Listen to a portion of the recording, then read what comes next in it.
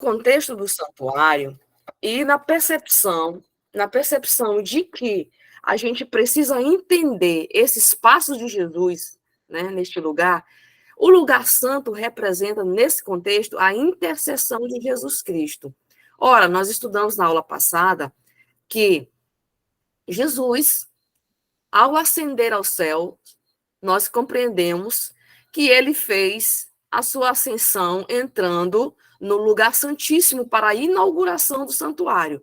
Conforme Daniel capítulo 7, a gente viu na aula anterior que ele se apresenta, ele vai até o ancião de dias, e ao ir ao ancião de dias, ele se apresenta a ele, observa que ao se apresentar a ele, se cumpre o que Mateus 28:18 estava dizendo para nós a respeito do ministério bifásico de Cristo, que ao se apresentar, ele recebe todo o poder no céu e na terra, ou seja, é dado a ele a entronização, tá? Ele não é coroado, mas é entronizado.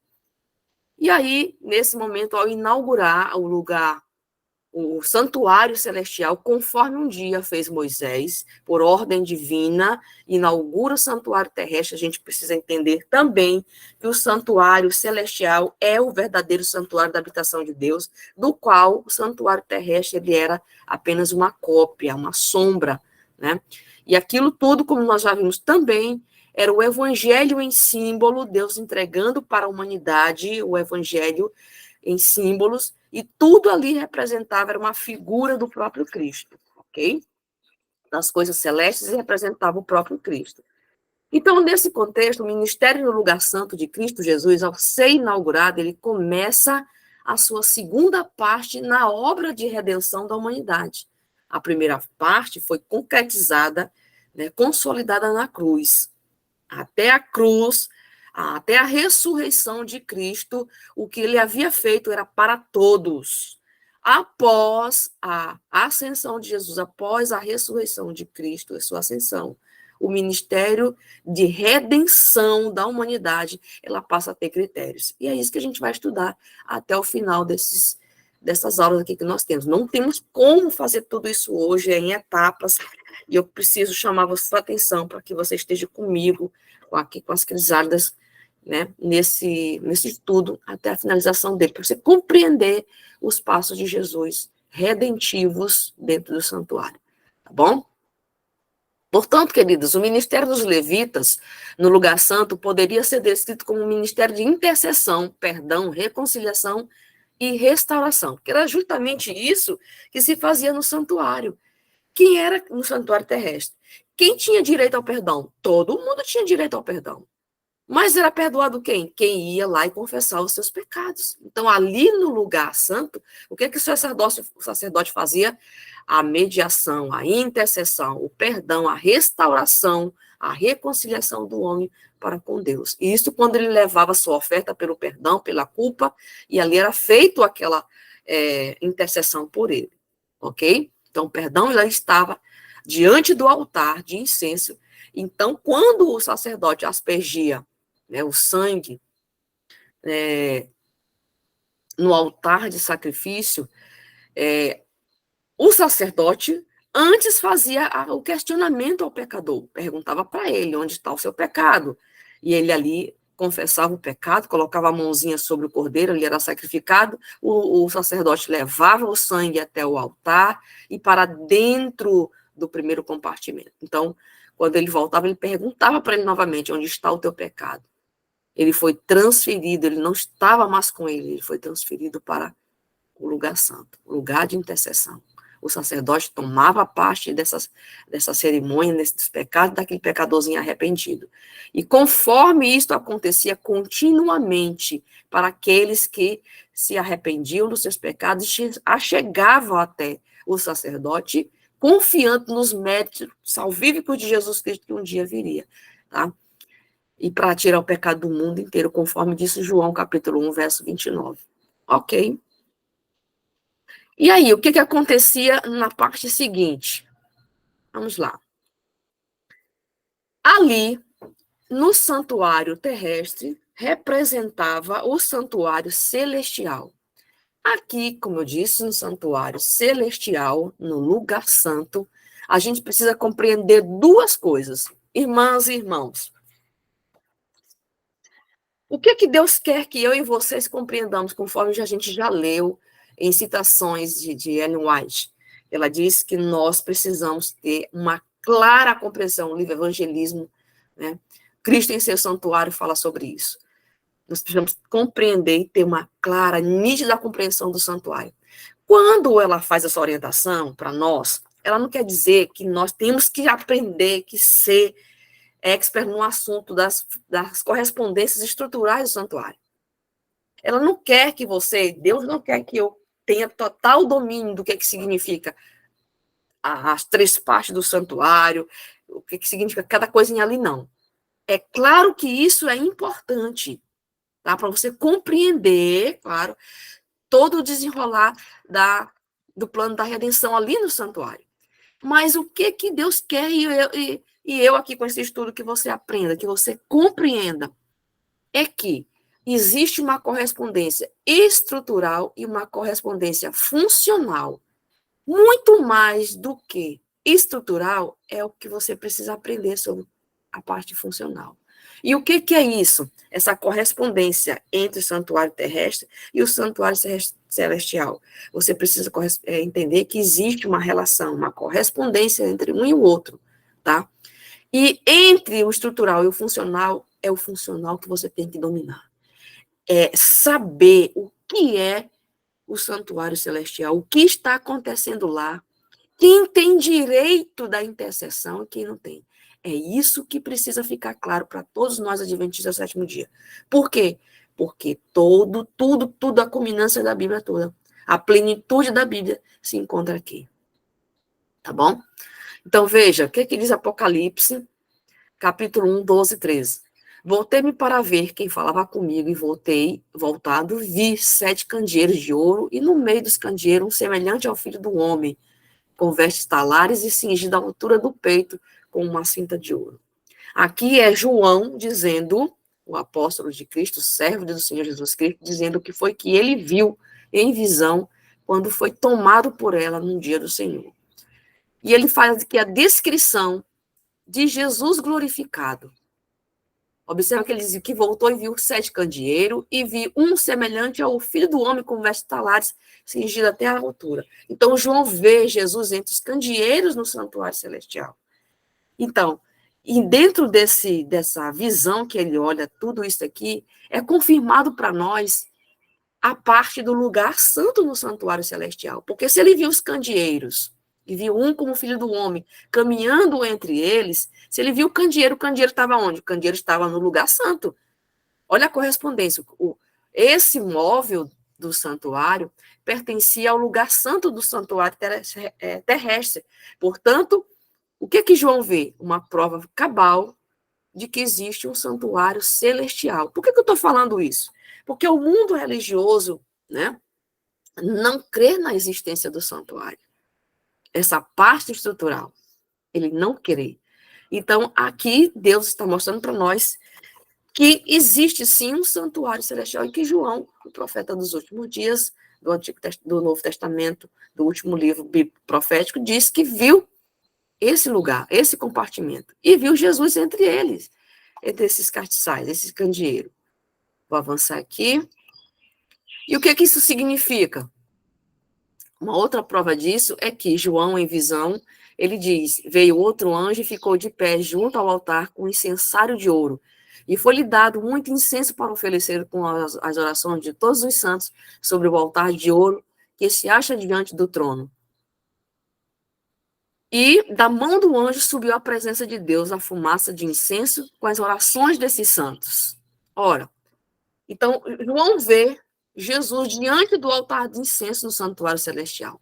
Ora, se João vê ele entre os candeeiros e entre o altar de incenso, é mais uma prova cabal de que Jesus estava no lugar santo. Aí você pergunta para mim, mas Cleia, Jesus não subiu ao ascender ao céu, ele não estava no Santíssimo? Sim, mas não se esqueça, para inaugurar, tá, o ministério bifásico dele no santuário celestial.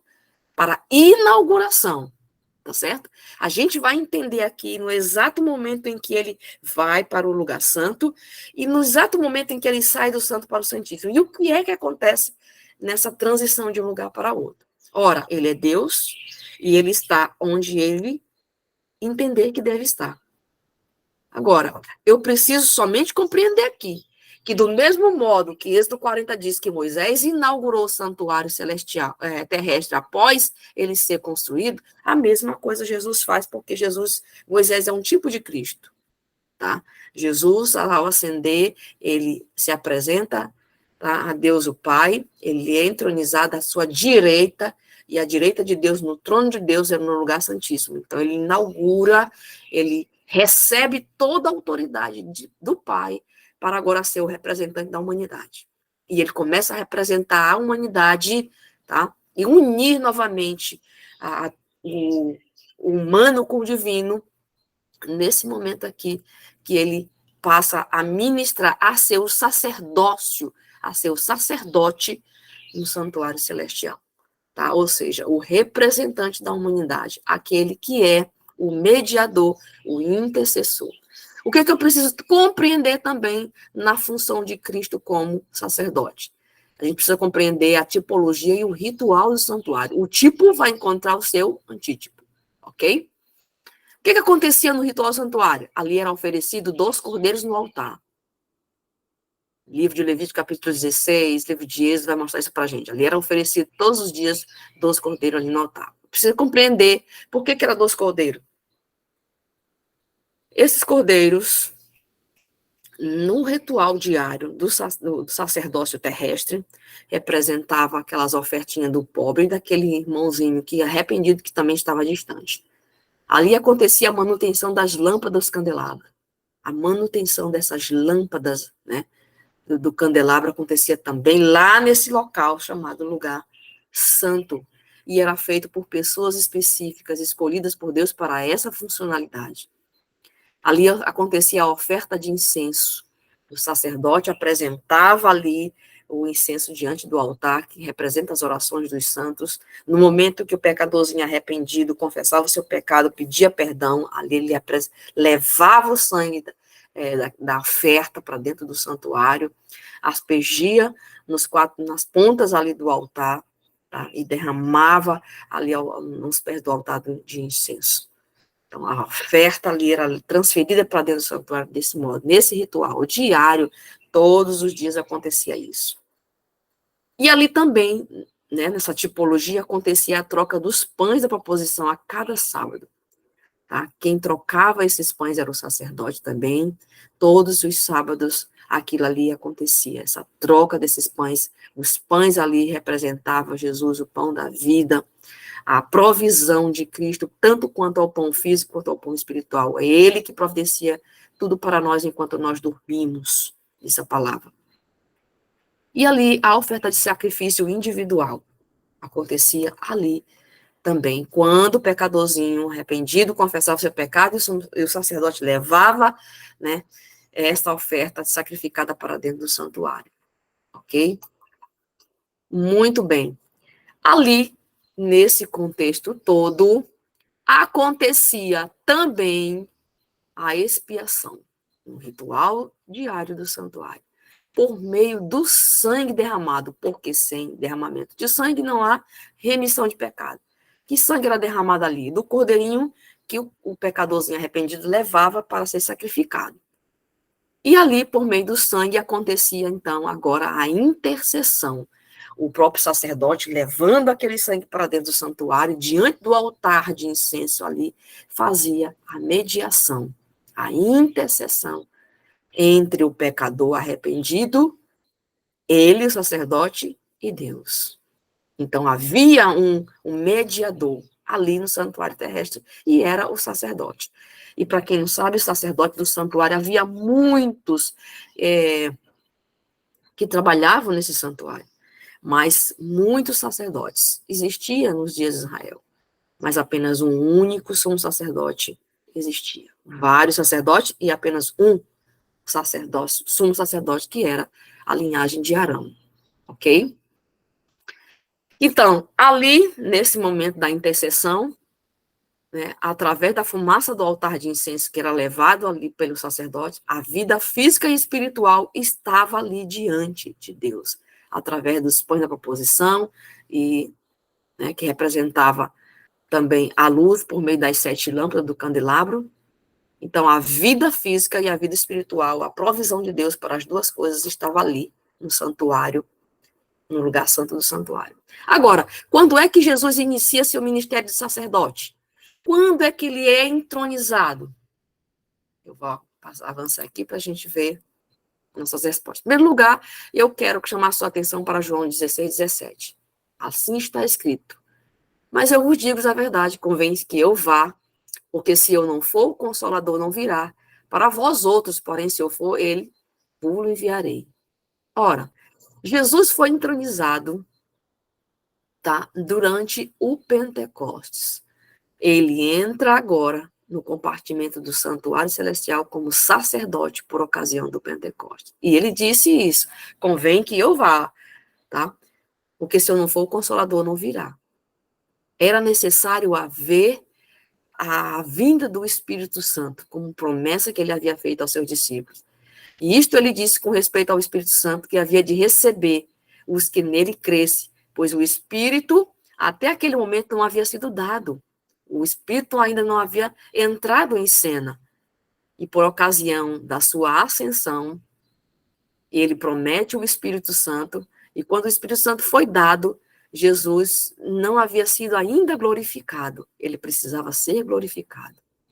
Então, nesse momento, este Jesus que Deus ressuscitou, diz o livro de Atos, né, de que todos nós somos testemunhas, exaltado, pois à destra de Deus, ou seja, entronizado, apresentado à direita de Deus, foi recebido do Pai, conforme também diz Daniel capítulo 7, né, recebe do Pai a promessa do Espírito Santo, e derramou isto que vedes e ouvis. Nesse momento já era o Espírito Santo aqui em porção, que nós chamamos de chuva temporã, para que o evangelho fosse pregado e o sistema de sacrifício fosse extinto, como foi, né? E explicado àquelas nações que o sistema de sacrifício havia sido extinto por ocasião da morte de Cristo. Ok? Então, ele vai falar do Espírito Santo, ele vai falar da ressurreição, e nesse momento em que Jesus entrega o Espírito Santo à humanidade, ele é entronizado, ele é recebido no céu.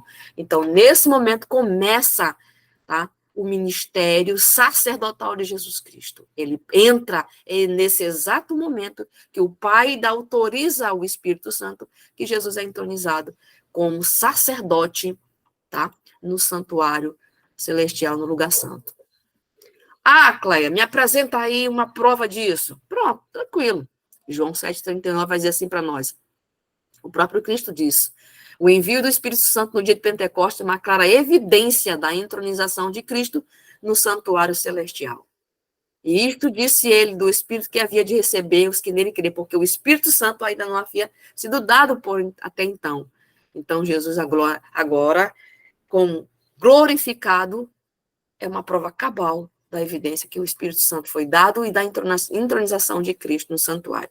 Outra prova concreta do assunto é que a gente precisa fazer uma correspondência entre as festas das primícias e a festa do Pentecostes.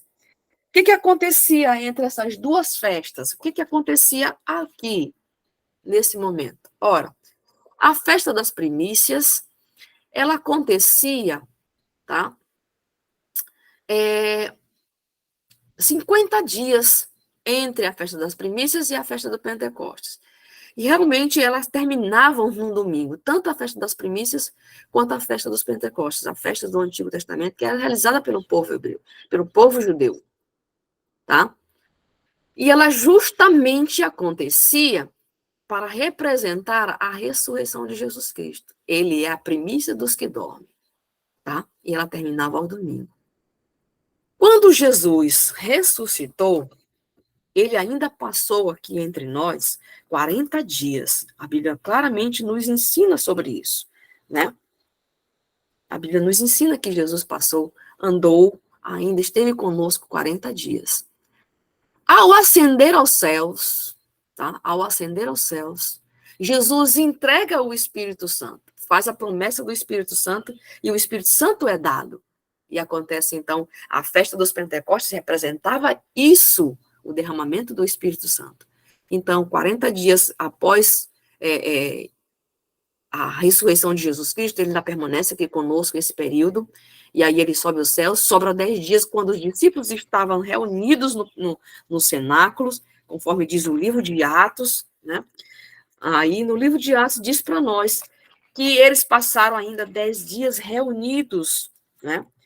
E, após isso, estarem reunidos, confessando, abandonando os seus pecados, o livro de Atos nos diz que eles foram cheios do Espírito Santo, ok? E essa festa dos Pentecostes também terminava no domingo. Ora, no primeiro dia da semana.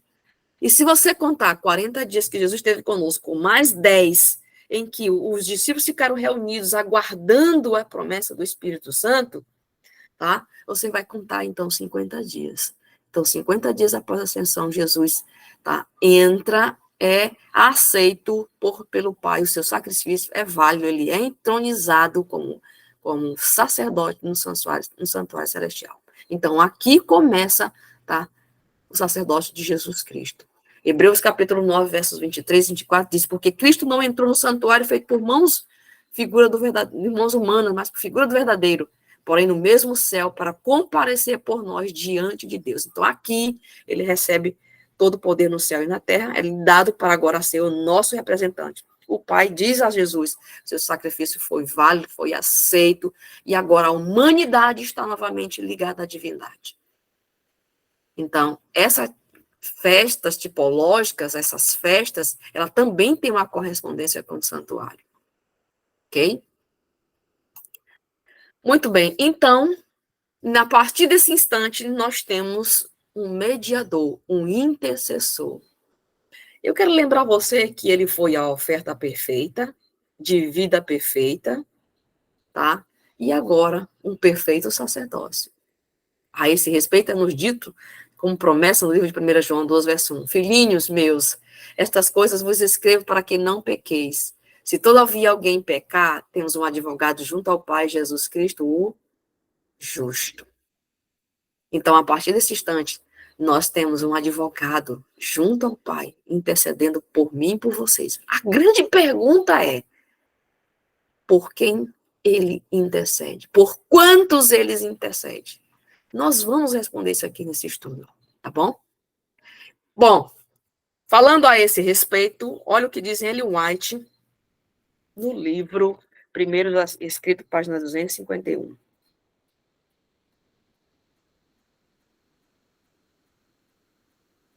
Ok? Foi-me mostrado o que ocorreu no céu no final do período profético em 1144. Terminando Jesus seu ministério no lugar santo e fechando a porta daquele compartimento, grandes trevas baixaram sobre aqueles que tinham ouvido e rejeitado as mensagens de sua vinda, e o perderam de vista. Jesus, então, usou vestes preciosas. Na extremidade inferior de suas vestes havia uma campainha e uma romã, campanha e uma romã. Um peitoral de confecção curiosa estava suspenso de seus ombros. Movendo-se ele, luzia como diamantes, avolumando letras que pareciam semelhantes aos nomes escritos ou gravados no peitoral. Sobre a cabeça trazia algo que tinha a aparência de uma coroa. Quando ficou completamente ataviado, achou-se rodeado pelos anjos e um carro chamejante passou para dentro do segundo véu. Jesus levantou-se à porta do lugar santo do santuário. Jesus levantou-se e fechou a porta do lugar santo do santuário celestial. Abriu uma porta para o lugar santíssimo e ali entrou para purificar o santuário. Então, observa nesse momento. Foi mostrado em visão a Ellen White o que aconteceu no final do período profético de 1144. O que foi que aconteceu quando encerrou-se as 2.300 tardes e manhãs? Porque justamente esse período profético de Daniel 8:14 encerra os 2.300 tardes e manhãs, os 2.300 anos, ele acaba em 1844. Terminou esse período, Jesus faz o quê? fecha a porta do santo e vai agora ministrar o santuário celestial como sumo sacerdote. Ele entra agora, ele é entronizado no Santíssimo. Entenderam? Então, acaba aqui a parte do ministério no lugar santo, ou seja, de mediação, tá? Diante do Pai, diante da arca, aliás, diante do altar de incenso. Aqui acabou a mediação no lugar santo, e ela passa a acontecer agora no lugar santíssimo. Tanto no lugar santo quanto no lugar santíssimo, para quem Jesus estava intercedendo. Para quantos Jesus estava intercedendo? Agora, abra sua Bíblia no livro de Jeremias. Vamos começar a responder essa pergunta a partir de agora. Tá? Jeremias, capítulo 29, verso 3. Jeremias 29, verso 3. Me acompanha aí. Ok? Jeremias 29, verso 13. Assim diz o Senhor. E buscar-me-eis, e me achareis, quando me buscardes de todo o vosso coração. Veja bem o que diz, primeiros escritos, página 251. Jesus enviou seus anjos para guiar ao lugar santíssimo a mente dos que foram desapontados. Ora, em 1844 acontece também o grande desapontamento, tá, do qual deu origem à formação do povo do advento, dos adventistas do sétimo dia. Havia um povo que estudava diligentemente a palavra de Deus e descobriu esta profecia de Daniel 8,14, das 2.300 tardes e manhãs. Esse povo que estudava esta profecia, ao intercalar ela com o santuário, compreendeu que, ao invés de Jesus estar saindo do lugar santo para o Santíssimo, está ministrando como sacerdote e sumo sacerdote, entendeu-se que ele estava voltando para a terra, para vir buscar o seu povo, retornando ao pátio. Né? Essa compreensão que esses estudiosos tiveram. Acontece que a profecia não estava de toda errada, mas havia um equívoco ali. Não era Jesus vindo para a terra, para o pátio novamente, para resgatar os salvos, os seus santos, mas sim continuar a sua intercessão, a sua mediação, conforme era feito lá no santuário terrestre. Tá? Haviam todos os dias os sacerdotes faziam aquela ministração no lugar santo, mas havia um dia em que ele fazia uma ministração no lugar santíssimo uma vez por ano, que era chamado o dia da expiação, ou seja, o dia do juízo para eles no antigo Israel, ok?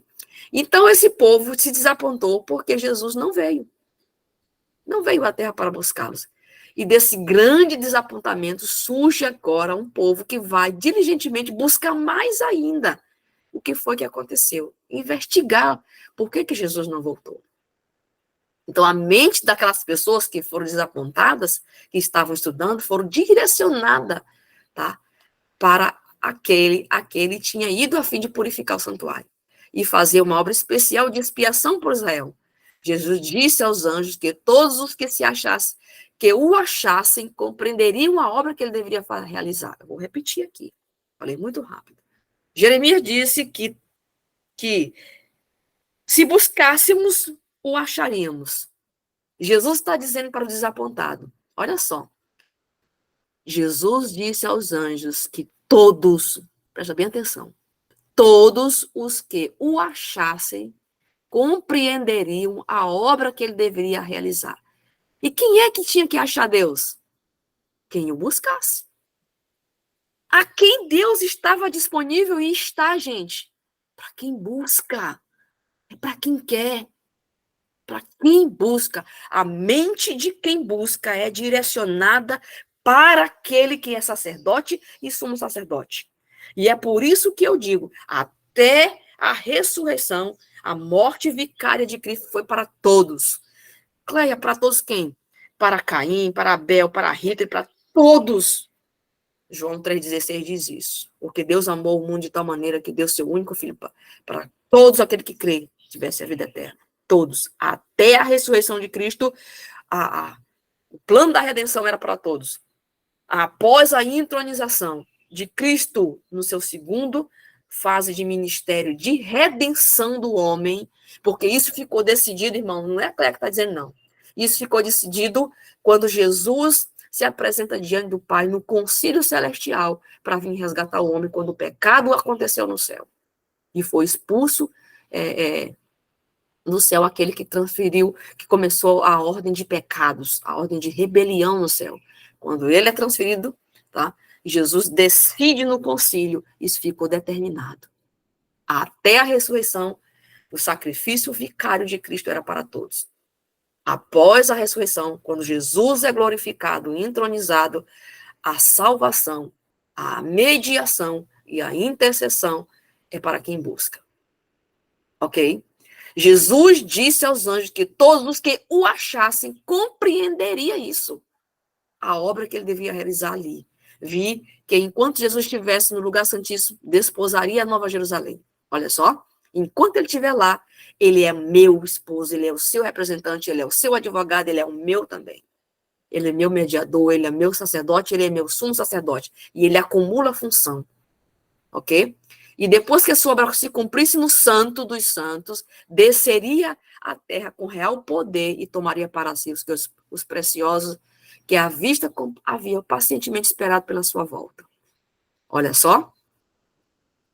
Então, depois que se cumprir a sua mediação no Santo e no Santíssimo, ele volta.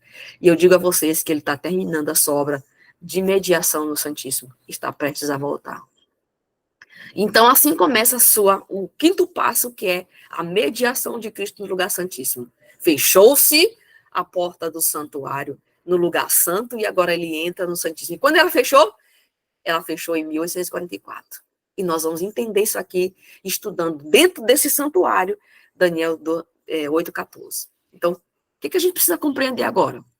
O ministério de Jesus no lugar santíssimo. O lugar santíssimo, Jesus continua sendo o intercessor. No lugar santo, ele era o nosso mediador. Tá? Só existe um mediador entre Deus e um homem. 1 Timóteo 2,15 diz isso, 2,5 diz isso para nós. Só existe um mediador.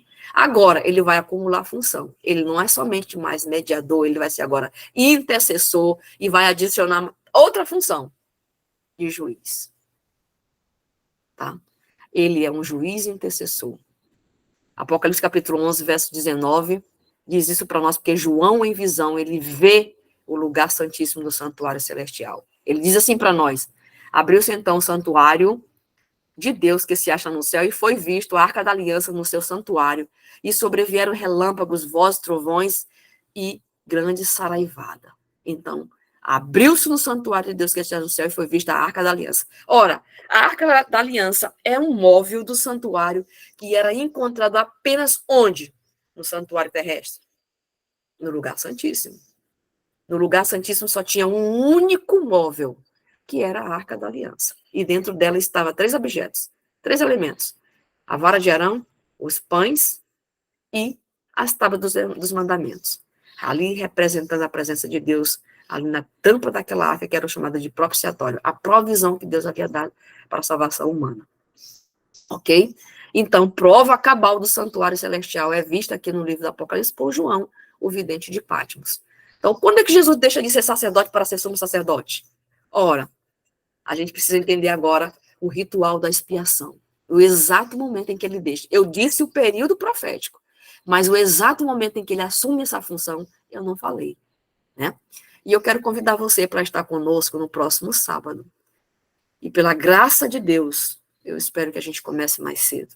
Houve um imprevisto, eu quero aqui pedir desculpa a vocês pelo atraso. Tá?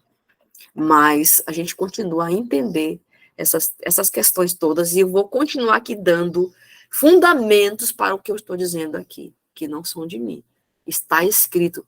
Nós precisamos apenas ter uma clara compreensão, pois a mente daqueles que buscam a Deus, ele vai direcionar para isto. Como eu disse a vocês, nós não precisamos compreender a parte estrutural.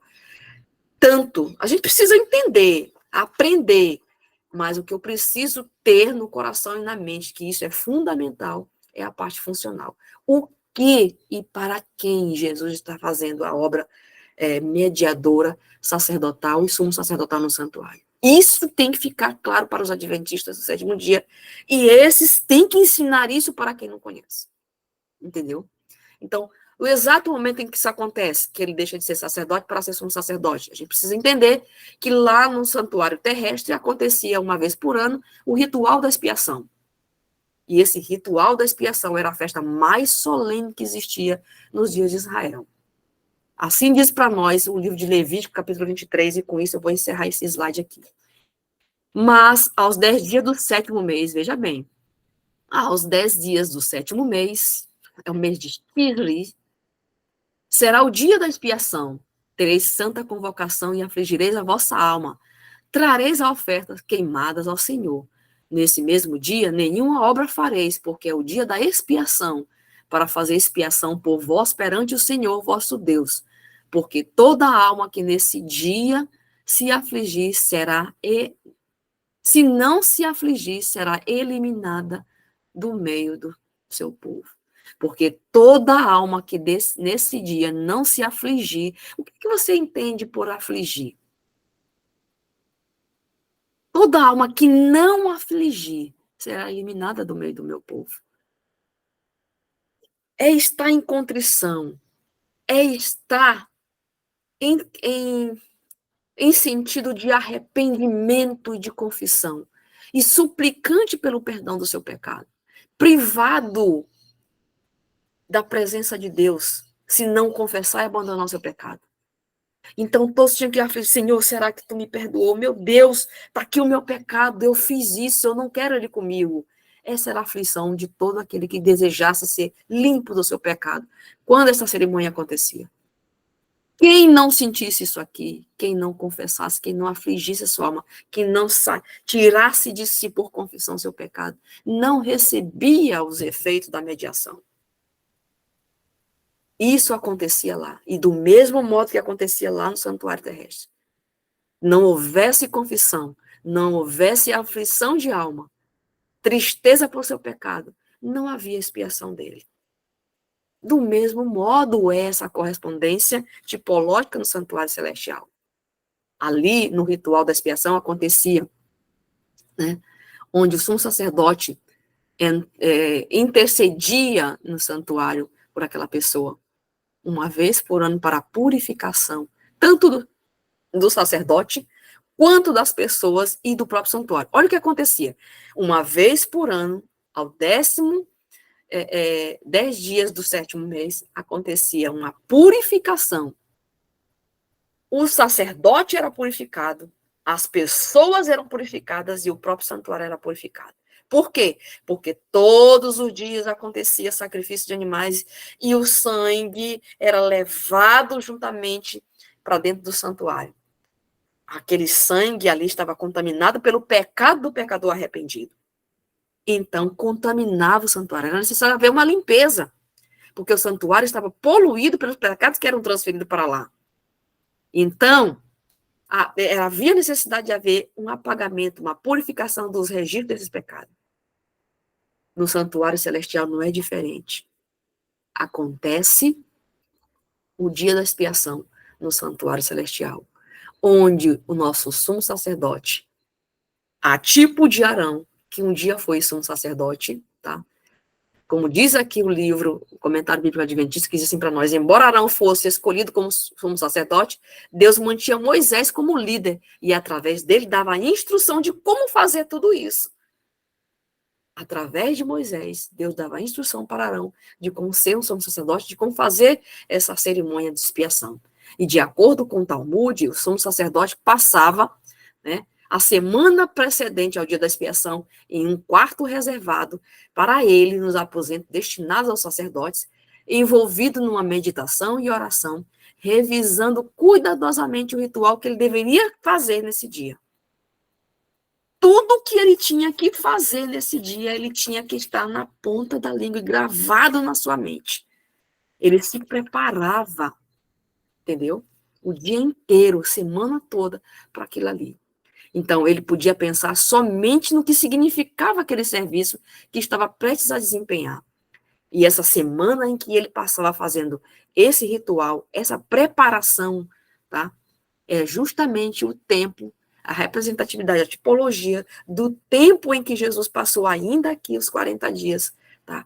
Dando instruções para os discípulos convivendo ainda com eles, e após, é uma representação, e após isso ele subir ao céu e ascender como sacerdote no santuário celestial. E aí ele tem agora direito, conforme diz aqui Patriarcas e Profetas, e Hebreus capítulo 8, 2, que diz assim para nós, e com isso eu vou encerrar aqui o nosso estudo.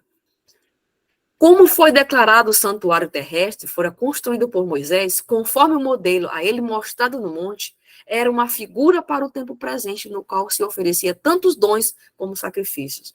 Seus dois lugares santos eram figura das coisas que estão no céu. Cristo, nosso grande sumo sacerdote, agora é ministro do santuário e do verdadeiro tabernáculo, o qual o Senhor fundou e não o homem.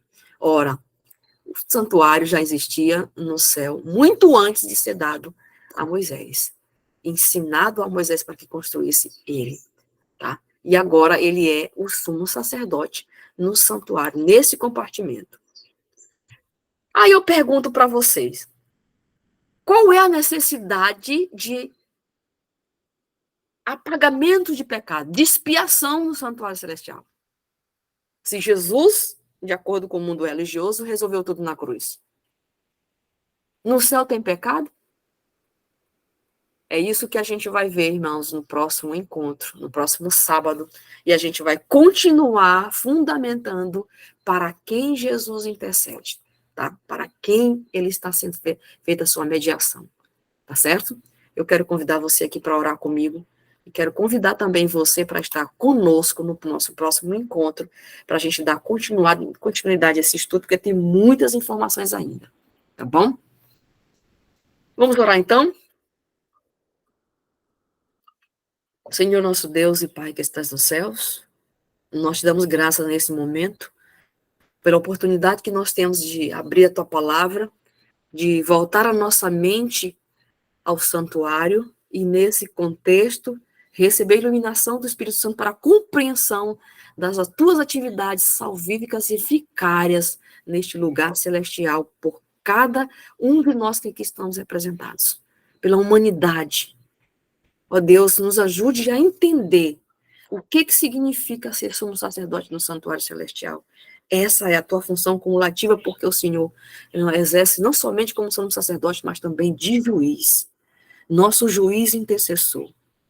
Nós queremos te pedir que o teu Espírito Santo abra o nosso entendimento, transforme a nossa natureza carnal e espiritual para a glória do teu nome e salvação nossa. Perdoe nossos pecados, aqueles pecados que nós ainda não confessamos e abandonamos, que o Espírito Santo nos faça lembrar, para que nós nos acheguemos confiantemente ao trono da graça.